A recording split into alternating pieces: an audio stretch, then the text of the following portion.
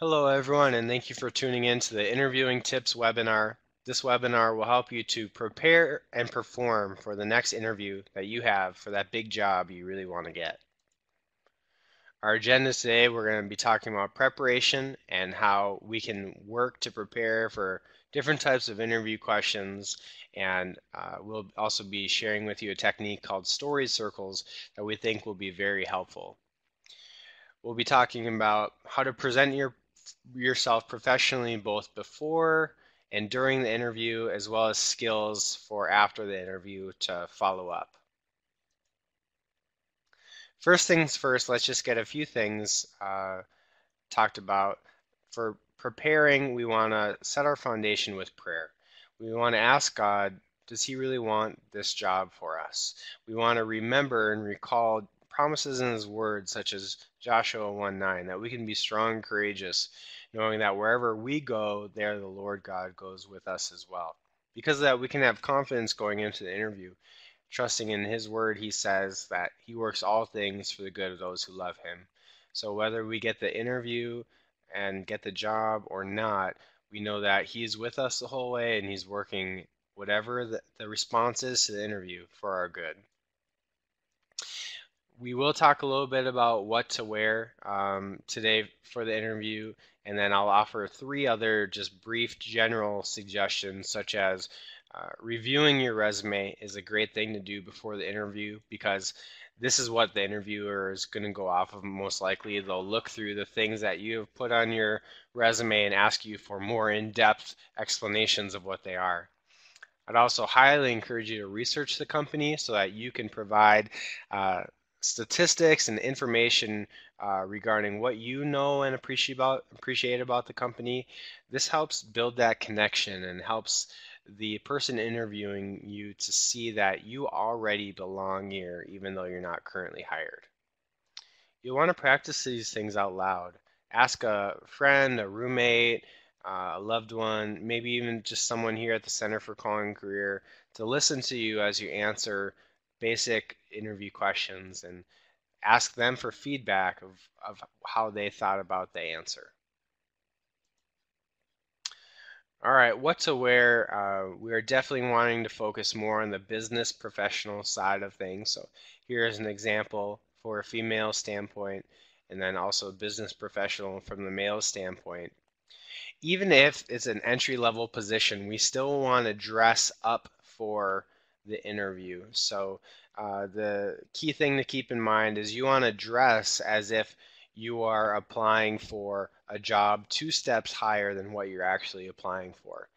This shows that you're taking the interview seriously and it's communicating respect to the person who's taking their time to interview you. If you don't currently have a go-to suit for interviewing, I'd highly encourage you to get one at a local department store. If right now money is tight, feel free to check out a secondhand store. There are still very quality suits that you could purchase there for fairly cheap to get you set for that interview. Another thing I'd like to encourage you to do to prepare for that interview is to use the job description to prepare. So yes, you're researching the company generally, but you're also researching the job description specifically. As you read through the different bullet points and explanations of what they're looking for, consider, do I have these skills? If so, what could I point to in my life as evidence of these skills? Evidence is a big thing in interviews. Not only being able to say, yes, I work hard, or yes, I can do technology, or yes, I can do sales, but having something concrete to point to for evidence.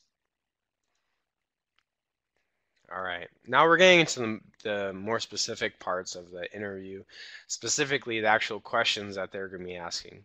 So in the introductory phase, they almost always ask the question, so tell me a little bit about yourself. This is your elevator speech or your personal commercial. It's a blend of personal with professional and then targeted. The personal may be highlights one specific thing from your life that you think would stand out in a positive way. Maybe you were born in a really unique area, or maybe you have a lot of siblings. Maybe you have a hobby that you've been very good at and would like to talk about. This personal is helping them to see you as a whole person and also helping them so that when they hear your name brought up in conversation, they remember, oh, yeah, that's the person who was born in Florida. Or, oh, yeah, that's the person who has 9 other siblings. Something to kind of jog their memory. You want to blend that a little bit with professional. So, your education, internships you've had, different companies you've worked at, and then ending with why all of that brings you to this specific job at this specific company. Quick example of that, this would in real time be more along the lines of 30 to 40 seconds, but I grew up in Stillwater. I enjoy playing soccer. Through soccer, I've been able to meet a variety of different people.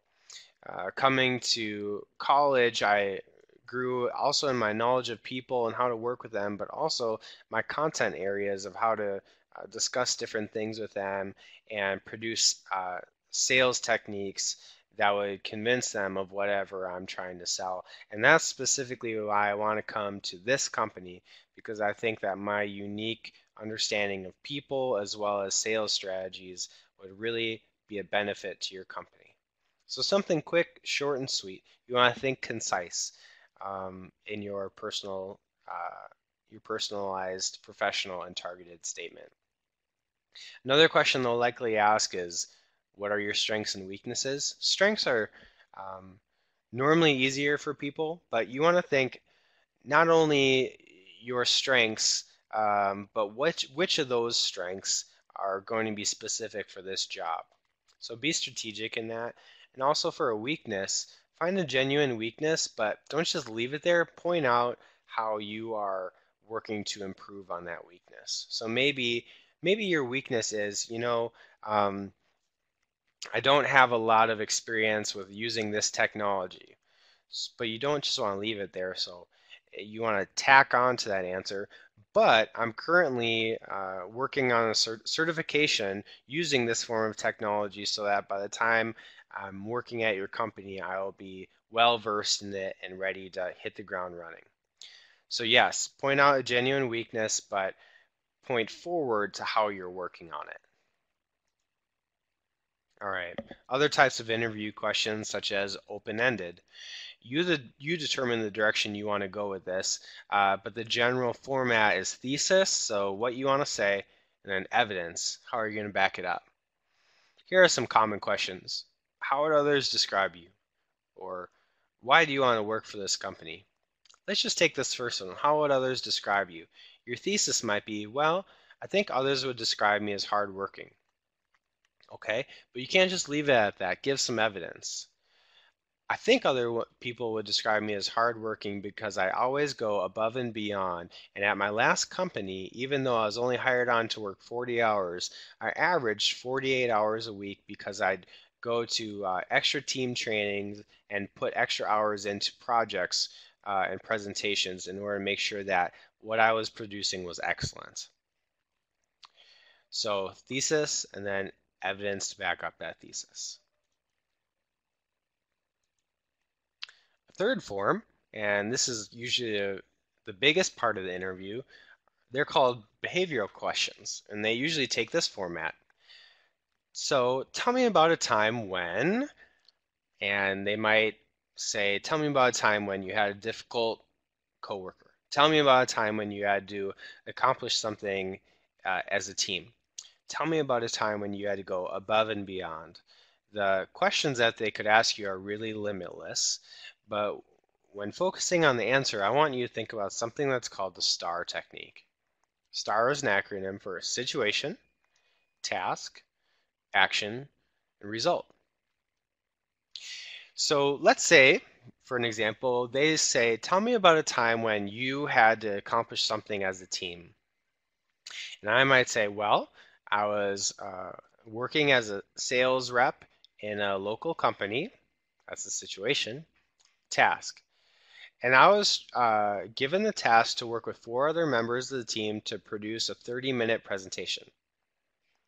Action. So, uh, when we first met, I asked if everyone would talk about their specific strengths and how they would like to contribute to this project. Result. As a result, we each came up with 8-minute presentation sections that were according to our strengths and our knowledge areas, and we ended up sealing the deal that day with our presentation. That's a quick and easy way to stay focused on your story and make sure that gets to the most important thing, the end result. They want to know, did the action you take produce a positive result or not? All right, now I mentioned this at the very beginning, something called story circles, and this was actually developed by Linda Ashworth, who previously worked here for the Center for Calling Career. Um, and the reason this is developed is because, as I mentioned on the previous slide, they could ask you a myriad of different types of questions involving tell me about a time when. And this is hard because they'll ask you a question, then you'll have to look back and think about your whole life and a story that connects to the question that they asked. So, what I'd encourage you to do, instead of having to work with your whole life and think about different stories, come up with 5 to 6 pre selected stories. These stories are short, and these stories are ones in which you really shine and stand out. Um, Here's an example of a story from someone's work history. During my HR internship, I analyzed and made significant changes to the procedure for onboarding new employees. This story could be used for a question involve critical thinking. Tell me about a time when you used critical thinking. It could also be used for tell me about a time when you worked independently. Tell me about a time when you worked on project management, or tell me about a time when you had to really work on problem solving or take initiative. By coming up with these stories ahead of time, they allow us to implement really solid pre-screened stories for a variety of different questions. And this eliminates what happens to a lot of people is that they get into the problem of they start sharing a story, and halfway through the story they realize, you know what, this actually really isn't applicable, or you know what, this actually kind of paints me in a bad light.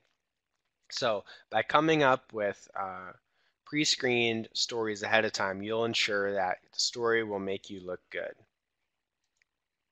So come up with 4, 5, maybe 6 different stories from different spheres of your life. So maybe one from your career that you really shined in, something involving leisure, maybe a sport or a club, something from school, maybe a big project you completed, maybe a volunteer thing to show who you are as a person. And then when they ask you the question, tell me about a time when blank, you're filtering through your head, not your whole life, but just these 4 different stories and asking yourself, of these 4 stories, which would help me answer the question the best?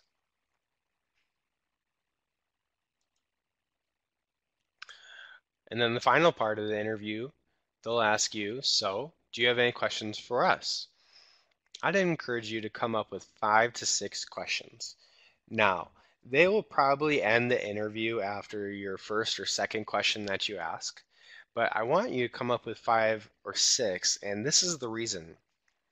Oftentimes, the questions that we prepare to ask are answered at some point throughout the interview earlier phases. And then when we come to the end, we don't have any more questions to ask because they've already been answered.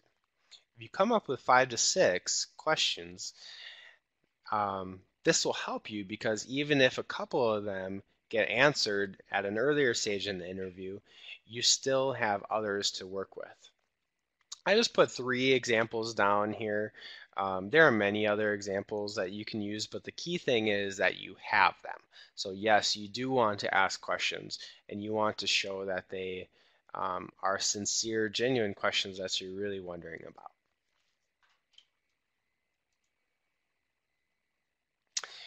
All right, so we've talked about the questions phase. This last phase here is how to make sure you're presenting yourself professionally. So the questions are more content, and this section is more presentation.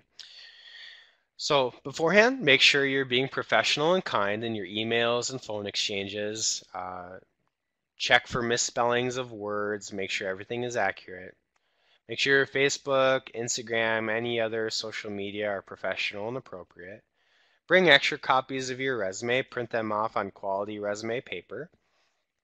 Show up 15 minutes early to the interview. In fact, maybe the day before, research the route of how to get there and drive it. Many large companies have a general address that you will drive to, but then within, they'll have a variety of different buildings and floors. So you'll want to make sure you know exactly where to go. When you show up, do a final look over in the bathroom mirror and make sure everything's in its place. And then when you meet every individual, no matter if it's the front desk worker or the person actually interviewing you, make sure you use a firm, professional handshake and make eye contact and introduce yourself. Now, this goes right into presenting yourself professionally during the interview. Remember, be yourself. You want to be hired for who you are, not who you're trying to be. So smile. Feel free to have a sense of humor. Show your passion for the position. Also, don't be afraid of small talk. Most interviews begin this way, and it's a way to kind of break the ice. Allow the person who's interviewing you to manage the content of the interview. So if they want to talk about everyday stuff, go ahead and talk about everyday stuff. Don't feel the need to start to rush into career-related questions. Take time to think of your answers. It's perfectly fine to inhale and exhale before you answer a question. Many people make the mistake of jumping into an answer too quick before they've had time to think it over. So it's perfectly fine to say, you know what, John, that's a wonderful question. Let me just think about for a moment here. Yeah, I think I would say, and then you go ahead and answer the question. This buys you some time to really think about getting a quality answer. Ask for business cards. I know here at the University of Northwestern, we have a print center that will print off up to 100 business cards. I think it's for under $10. And at the end of the interview, you can exchange your business card with theirs. Mirror the interviewer. If the interviewer is leaning in and interested in what you're saying, feel free to lean in as well and show that interest. Vice versa, if the interviewer is more stoic and sitting back, sitting up straight, you'll also want to mirror that as well. And then, as I already mentioned, ask questions at the end. All right, just a few things to present yourself professionally after. Write a thank you note. If the company is nearby and they're still a ways out from hiring, you might want to just send one in the mail. If it's far away and you know that they want to hire soon, email might be the quicker option. The big thing is don't be afraid to follow up. You're not getting in their way. You're not an annoyance to them. You're showing passion, and that's encouraging to them. And at the end of the day, they want to hire the person who wants it the most.